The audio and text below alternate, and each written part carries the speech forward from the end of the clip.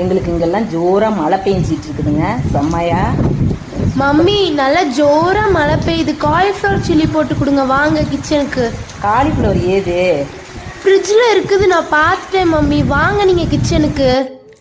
அப்படியா? ஒரு தண்ணியை கொதிக்க வச்சுக்கணும், செஞ்சு தரேன். தண்ணியை கொதிக்க வச்சு அதில் மஞ்சத்தூள் உப்பெல்லாம் போட்டு காலிஃப்ளவரை நல்லா கொதிக்கிற தண்ணியில் போட்டு எடுத்து வச்சுக்கணுங்க. ஒரு பவுலில் பார்த்திங்கன்னா 1/2 கப்பு மைதா, 1/2 கப்பு கார்ன்ஃப்ளவர் மாவு, ரெட் சில்லி பேஸ்ட்டு, இஞ்சி பூண்டு paste, garam masala, red chilli powder, pepper எல்லாம் போட்டுட்டு இந்த பதத்துக்கு நம்ம வந்து கொதிக்க வச்சு காலிஃப்ளவரை எடுத்து வச்சுருக்கிறத போட்டு மிக்ஸ் பண்ணிக்கணுங்க.